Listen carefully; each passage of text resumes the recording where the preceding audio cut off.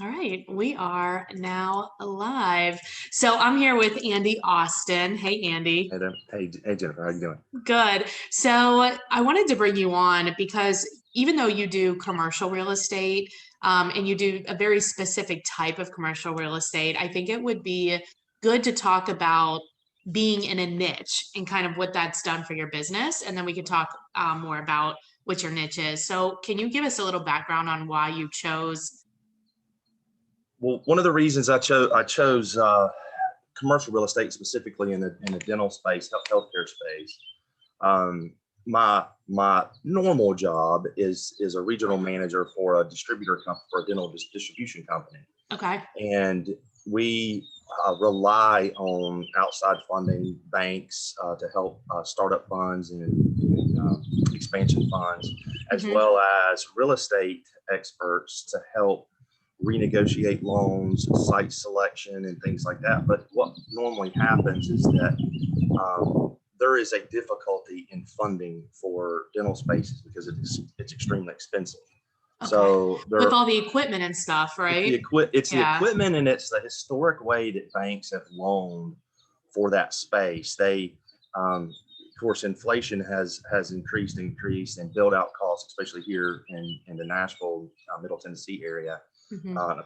probably everywhere, have increased exponentially. But the amount that the banks will loan has stayed relatively the same for the last 25 years. So it's the same Right. $450,000, but it's seven hundred So, thousand right. dollars to start a It's a practice. lot. So it doesn't make any Exactly. sense. Yeah, Well, I think lending overall, yeah. like in both Oh yeah. residential and commercial spaces, Mhm. is like, They'll get you just right there. Yeah. right. What do you think about like in general focusing on a niche versus being like in your case, commercial, or in our case, like all types of residential? Well, that's what I love. And when you talk about niches, it's, when you sell a home, it's your potential client is every single person that, one, has a heartbeat, and two, can qualify for that loan. And so Right. that is, I mean, you don't know where your next client may or may not come from. Right. With the dental specific niche and commercial niches, the only person that can have a practice in North America is someone that has a dental license. Right. So I know that. Yeah. So Right. when I market or when I talk about dental spaces, do you have a DDS after your name? Do you have a DMD after your name? Right. Then I don't need to be talking And to you, it doesn't right? So matter. It makes it then it doesn't matter. easier. Yeah, it makes it so easy. Yeah, yeah. Well, I think too, like just the idea of having like a niche, then it allows you to be like an expert in Right. that field, which you'll know a lot more than a general commercial agent, or in our case, like if we're niche in something specific like short sales or Right. part of town or whatever, we're gonna just know more. Right. Exactly. Yeah. Yeah. Do you find that like your clients like trust you a little bit, or they come to you? I mean, obviously they would come to you for that specific reason, but other commercial agents can sell dental space too, right? Yeah, there are some niche little firms that are out there that specialize in healthcare and, and Hmm. that and that type of thing. The problem is they know what they have to do from a tenant improvement side and how to negotiate against the landlord, but they don't necessarily always know why. Like, why Right. are we doing that? Well, you need the money because the build out has to be paid over here because they have to take that other $150,000 and buy this piece of equipment. Right. You would be surprised that equipment, the pan that goes around is $100,000, and Are you everybody, it's a hundred serious? thousand dollars. Yeah. So, it is expensive to be a dentist. It's also very profitable, and it's also very lucrative, profitable, but it's cost prohibitive sometimes for dentists to be independent, and to be sole proprietors today. Well, So that's why especially you with see a think to lot of start up Aspens, and too. yeah, exactly. So knowing that on the backside and knowing what their debt load is, and being a partner helps in the discussion, and also knowing that you don't want to have an adversarial relationship with the Hmm. landlord, because dentists primarily never move. Once you plumb that out, and the landlord spends $100,000 to outfit that space, Right.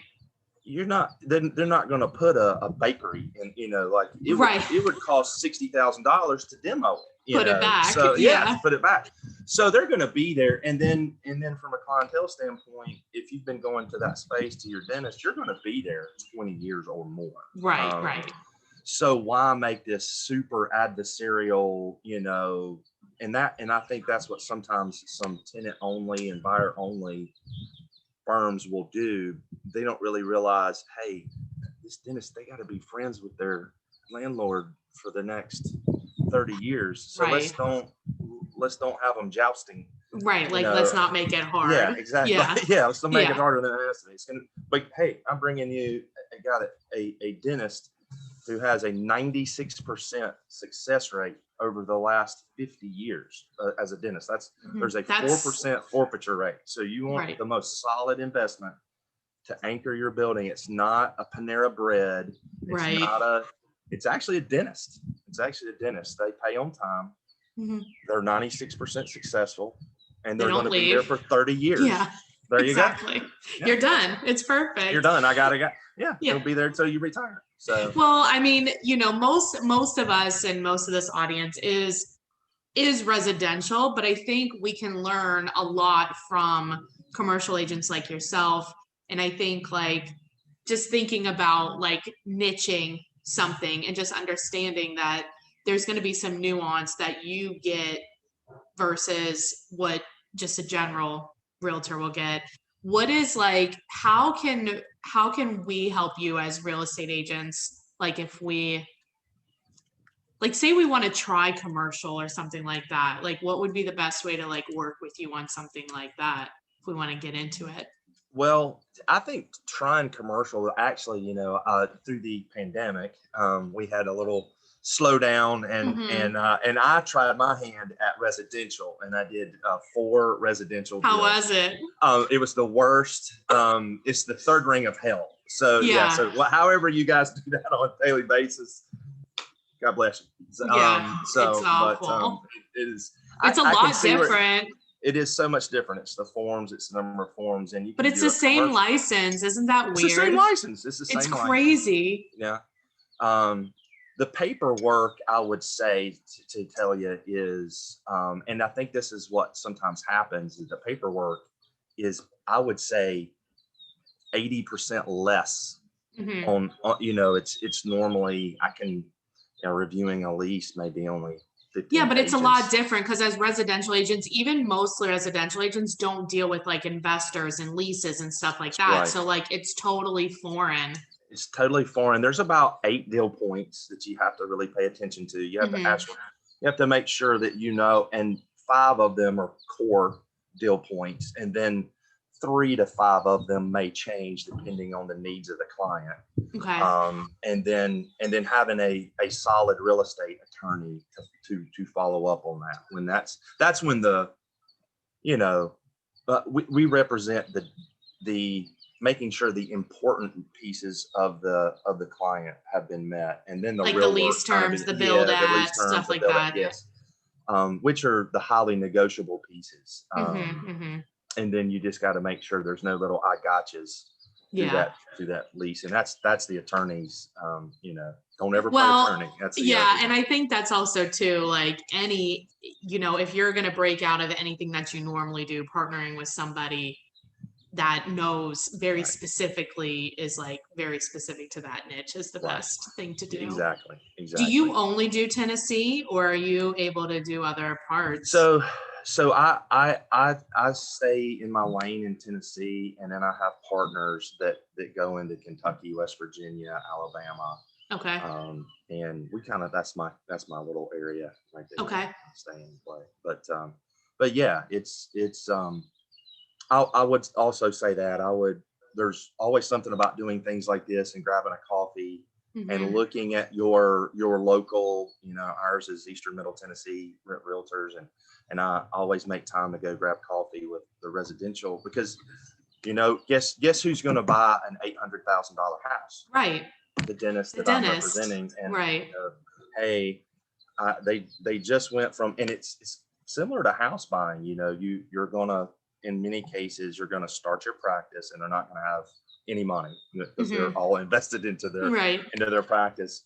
But then at year 5 is when the cash flow flips for them, and then that's when they go to the $500,000, $600,000 house, and then they'll normally, just like everybody else, then they're looking for Yeah. I mean, that's their how most home. businesses are too, though. Yeah. I mean, pretty much anytime you start a business, those first 3 to 5 years, it's like you're not thinking anything other than like, let's stay alive and let's figure out how to make some That's it. money. That's it. You know? And dentists only need about 2,000 active patients on roll to make a living for That sounds like a lot.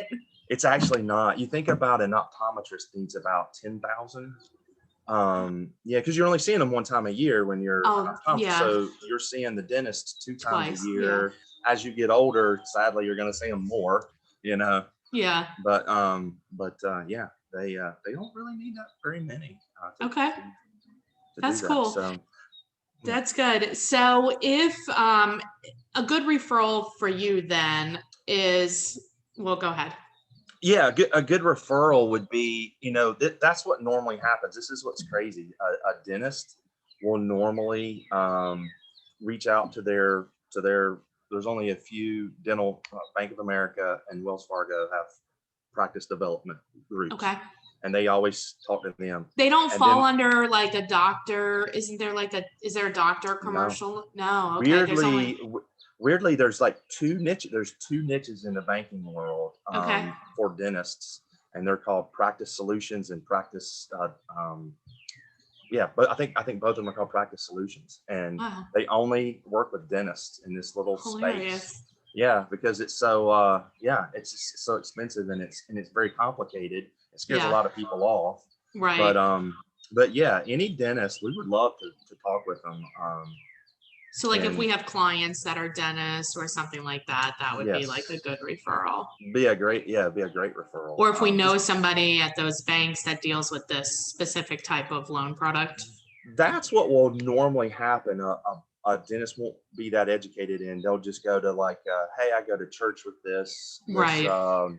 The VP of this small bank, and the problem is they don't know. They don't do it. They don't know the debt structuring. They're like, oh, this is a business like any other business. Not really. Not really. Yeah. Dentists will sadly sometimes have a 600 credit score, but make $900,000 a year. Jesus. How do you, right? They'll Right. carry $500,000 or $600,000 in rotating debt and revolving debt. But if you needed to have a check for $300,000, they just go to the bank and write you a check for $300,000. You're like, what are you doing? What are you doing? Yeah, that's how. But that is like very typical, very, very typical. That's hilarious. What were the banks again that had those loans? Well, Wells Fargo, Okay. and Bank of America, and Okay. they're national groups, and they're the ones that just play in that. They're very nichey in that way. That's awesome. It's so weird. Like, you would never think that. It's just that I think it's a niche, Jennifer, because it is so complicated. You can see sadly, I have stories where, my brother is a banker, and I decided to go with him, and it holds the project, and it doesn't go well. It holds the project up, and there's these pieces, and they're all fighting, they're not in a line. Right. And it's just the fewer people you can have in a project, just like in any residential. That's what I found out this summer. I would pull the little brake handle and call up one of my teammates and be like, hey, I got this residential. You have got to help me. You've got. Yeah. Why don't you stay in your lane? We'll stay in our lane, and it'll Yes. all just work out real nice. I learned my lesson. It was like one of my partners was like, "Don't do that again." Don't do that. Stop it. Yeah. This is your referral. Yeah.